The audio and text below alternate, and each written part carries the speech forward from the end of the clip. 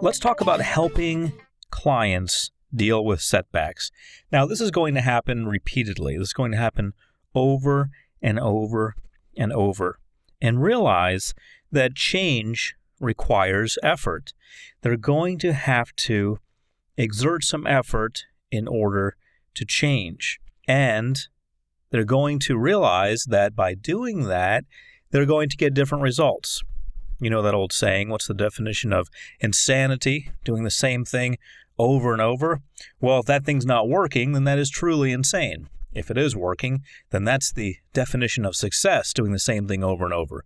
Because if a football player catches a ball, runs to the end zone and scores a touchdown, and they do that over and over, and it works for them, that is wonderful. And he becomes very successful and makes a lot of money and so forth. But if something's not working, it's time to change. So when you help clients deal with setbacks, realize that there's going to have to be a change. That's going to involve effort. It's going to involve risk. There are going to be a number of factors involved with that, but they must start doing things differently. So when someone has a setback, let's say something didn't work out. You're coaching them and they're going for a promotion. Let's say you're working in the corporate world and you're working one-on-one with someone in upper management and they're going for a promotion. You've been coaching them, working with them on their skills to present themselves better and to get a better job within the corporation, but it doesn't work out. You have to explain to them that they're going to have to do something differently. It's a setback. It's okay. Setbacks happen, but they're going to have to put forth more effort or different effort if they're going to get a different result. Otherwise, if they continue to be hard-headed about it and do the same thing next time, it may not work out. If they don't change anything, then that's not going to produce any results that are any different from anything they've ever produced in the past. So coming to grips with reality can be a difficult thing, but can also be a wonderful thing. And dealing with setbacks can actually help the client learn more about their possibilities than their limitations, if they are open to the idea of realizing that change does require effort. They're going to have to put forth some effort. And usually it's going to be a different kind of effort than they've actually put forth in the past. And that's going to help move them to the next level. Going through a series of these possibilities is what getting somewhere is all about. Trying something else, until something works. So if something isn't working, reflect on why and take another approach. This is always the way to do it. If it's not working, then rather than just changing to the next thing, find out why it's not working. Do some reflection about what you did or what you had them do. Find out why it's not working. Let's say, for example, in our situation of someone in upper management going for another position, a higher level position, let's say they didn't get the job, it didn't work out, and so they need to reflect, find out what isn't working, and take another approach. Now, let's say, for example, that they think that it was because they dress a certain way. They wear a certain type suit or a certain type dress regularly, and that's not the way people dress in the next level. They dress a different way. And so let's say they didn't get the promotion. They went before some sort of review and it didn't work out. And they feel that it's because of their appearance, the way that they're dressing. Now remember, if something isn't working, reflect on why and take another approach. If that is a viable reason why they may not have gotten the promotion, then it is, of course, within reason to change that. Taking a different approach means changing something. If that's the most obvious thing, and if nothing else is standing out, if nothing else is glaring, then that can be what needs to be changed. But realize that when people dress differently from other people, they usually act differently also. There's usually more that's different about them than just the way they're dressing. For example, if someone has a purple mohawk, there's probably more that's different about them compared to the average person in the streets than just the mohawk and the fact that it's a certain color. They probably have a different mindset as well. So changing the clothes won't necessarily change the person.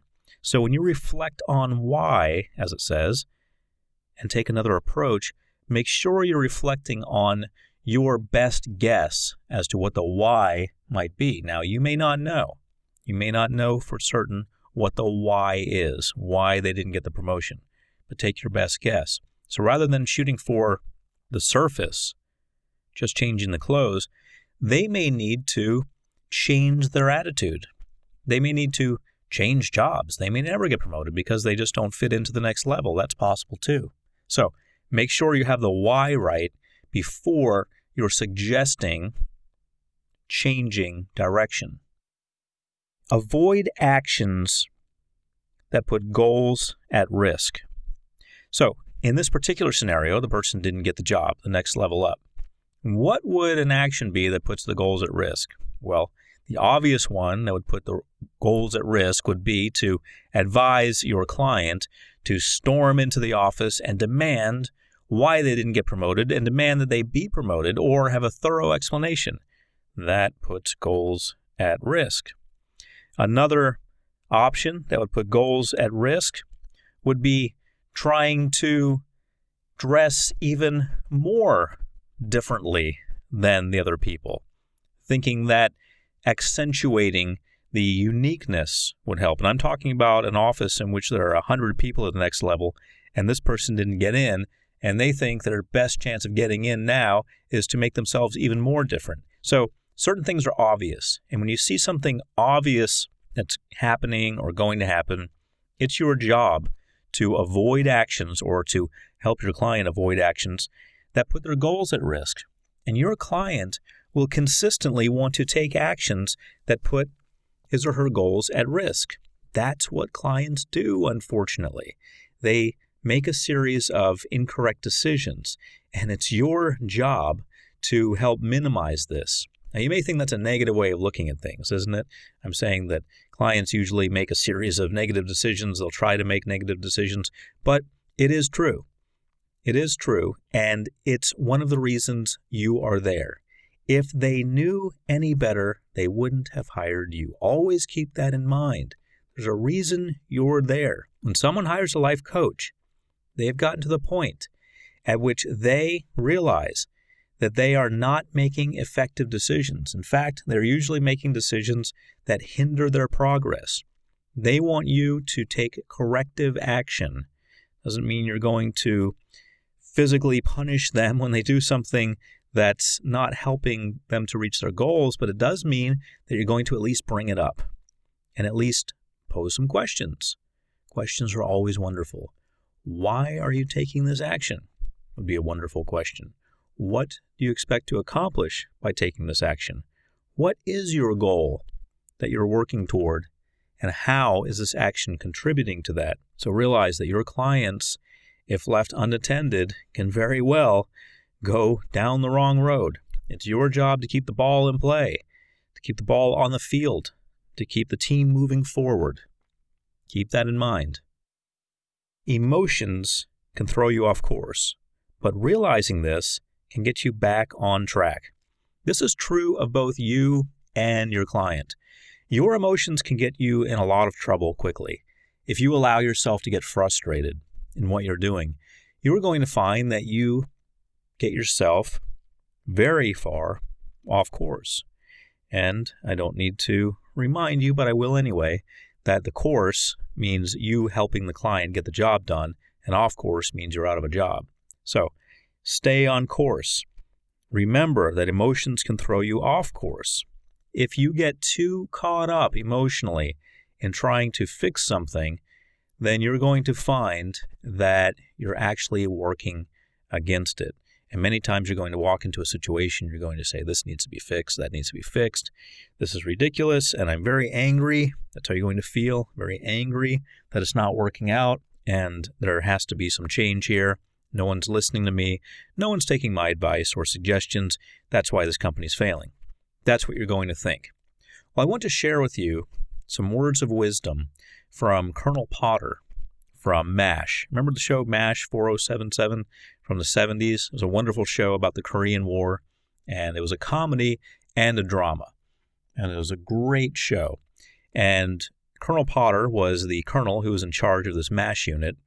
And the MASH unit is a unit that has to help people when they are injured. They have to perform surgery and get them functioning again or send them home with a Purple Heart when they get injured on the battlefield. Colonel Potter's job was to organize all the doctors and nurses and staff and oversee the patients and everything.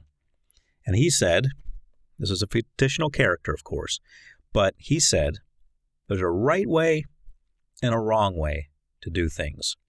And the wrong way is trying to get everyone to do things the right way. So I want you to keep that in mind. I'll say it again. There's a right way and a wrong way to do things. And the wrong way is trying to get everyone to do things the right way.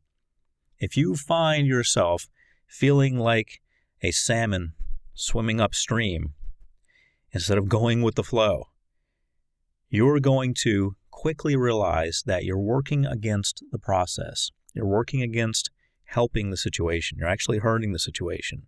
So realize that you can get emotionally caught up and you can actually start fighting the situation.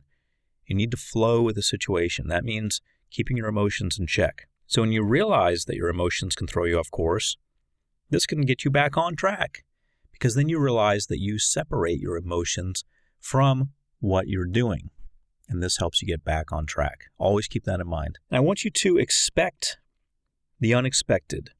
When you're helping clients deal with setbacks, I want you to expect the unexpected. I want you to look forward in time, use your crystal ball, if you will, and see what might go wrong. It's pretty easy to do. If someone's going to attempt to merge with another company and you're helping facilitate that by coaching the key players in the game, you can easily see that it just might not work out. A merger just might not happen. And despite your best efforts to work with everyone involved and get everyone pumped up and doing the right thing and so forth, it just might not happen. That's a possibility. You might be a personal coach for an actor. Life coaches can be also called personal coaches. And you are helping them get a movie that's going to pay them $5 million. It's your job to make sure they're up on time, they're rehearsing, they're going to the auditions, they're schmoozing with the right people, going to all the right parties, handing in their headshot, whatever they have to do. But you realize that it might not work out. They might not get it. This is going to be a setback for your client if it doesn't work out. You need to look ahead. Expect the unexpected. Now, sometimes that sort of outcome is expected. They are actually expecting to fail, believe it or not, in many cases. So that's not really what I'm talking about here. I'm not talking about a situation in which you can tell, despite your best efforts, that your client thinks they're going to fail, or the company thinks it's not going to work out, the merger or whatever it is not going to work out. You can tell. So I'm not talking about the expected. Sometimes, even though they're putting their best foot forward, they still expect to fail. That's expecting the expected. That's easy. I'm talking about when everyone's smiling, everyone's popping the champagne bottles already, and they're really getting happy and excited.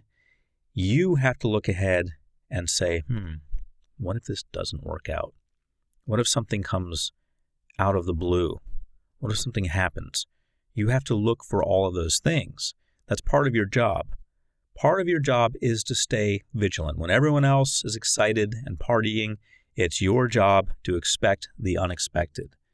This keeps you employed, because if you can expect the unexpected, you can take steps toward heading that off, possibly. Some things you will not be able to control, and that's fine. But some things you can at least create a contingency plan for. You can always have a plan for what if it rains? What if it rains? If it rains, you have the same event inside. So always anticipate the possibility of someone or something raining on the parade of what's going on. And what will you do if that happens? A hole-in-one is rare. It takes a few tries. It may take many tries. It may take a long, long time. But a hole-in-one is rare. It may take a few tries. It doesn't always take a few tries. Sometimes it happens right away. Sometimes a hole-in-one happens. When I say a hole-in-one, of course, I'm talking about golf, when you hit the ball and the ball goes right in the hole. That's wonderful. Happens. Doesn't happen all the time, but it does happen. Realize that when your client is going for something, shooting for the stars, and you look at it as a long shot, because a hole-in-one is literally a long shot. That's the ultimate definition of a long shot. When you realize that they're going for a long shot, I want you to realize reality. I don't want you to necessarily share with them reality. Your contingency plan, your backup plan for the hole-in-one not working out and the unexpected happening, that's something that you should keep in your pocket. Keep under your hat, as they say, until it happens. Then reveal your plan. Plan B. Always have Plan B for your client. You're going to become invaluable if you create Plan B. They're going to love you if you have Plan B. Because Plan B is the answer when everything else has turned to ashes and rubble. Everyone's standing there looking at each other, scratching their heads. What do we do now? You've already thought about what we do now because you have Plan B. So realize when your client's going for a long shot, you should be right there for them, believing in them, looking down the fairway saying, yep, that's going to work out. That ball's going in that hole. But in the back of your mind, you're thinking of the plan for what if it doesn't work out. You've got all the people, all the key players, all the elements in place for it not working out because you've thought about that. You've looked ahead and you've seen that the reality is that that's a long shot and it may not work out. So always keep that in mind. I remember watching an episode of The Apprentice with Donald Trump, and that's where I get the idea of have a plan for when it rains. One of the people who was one of the finalists on the show is, of course, set up where people come in and they want to be an apprentice of Donald Trump, and they are given different business scenarios, some more challenging than others, and they're given the opportunity to be leaders, and eventually all of them get weeded out except one, and he gets to be taken on board as someone who worked for Donald Trump. Well, there's one guy who didn't quite have everything go his way, and it did rain, and he didn't have a plan. He planned for a hole-in-one. He thought this was going to go great. Everything was going to go wonderful, but it rained. And the event that he planned that had to do with him winning the show and making everything happen didn't happen. It was rained out. He had no plan B. Off the show he went. That was it. I want you to keep an open mind and adjust to changes. This is the number one way to help clients deal with setbacks. Keep an open mind and adjust to changes. And that's really what it's all about. I also want you to teach this skill to your client. They need to learn this skill because what happens in many cases is that people try things and the things don't work out. And they end up just frustrated. And they say, well, this is never going to work out. Nothing's going to work out. Everything I do is going to fail. I'm just going to stop doing things. And I have firsthand experience with that. When I lived in Los Angeles, some of my friends were comedians. They were beginning comedians. And these weren't clients. These were actual friends of mine. And they would go to clubs and they would practice their stand-up comedy routine. You may think comedy's funny, but I want to tell you, it's a serious, serious business with a lot of competition. And most comedians are not laughing behind the scenes or off stage. If anything, they're crying because that is a really tough business and it can really beat people up. Very few people have what it takes to pull off comedy. Drama is very easy. Get up there, you act sad, act like you're depressed. Very easy to do. Probably anyone could do that. Comedy is a lot trickier. Getting someone to laugh is not easy. So, every year, people end up in LA whose friends tell them, hey, you're the funniest person I've ever heard. You should go do comedy. So they go to Los Angeles and they want to become comedians. They maybe take a class or two in improvisation or learning comedic timing or what have you. They get up on stage. What happens? Not many laughs. They kind of bomb out. What happens at that point? Many of them quit. It's kind of like the medical school process. You want to be a medical doctor? Fine. Take physics. Take calculus. You don't like it?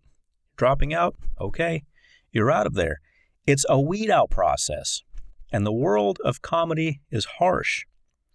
But those comedians who are just beginning, who have an open mind and adjust to changes, and perhaps hire life coaches who can help them do this, are the ones who succeed. This isn't funny? Fine. I won't say it anymore on stage. I will say something different. That's not funny? I won't say it anymore either on stage. I will say something different. If they keep an open mind and adjust to changes, they eventually start saying things that are only funny on stage. And then they get somewhere. And that's the way it's going to be. For you, working with clients, you're going to try a number of things with them if something doesn't work. So, help your clients deal with setbacks and help them move forward.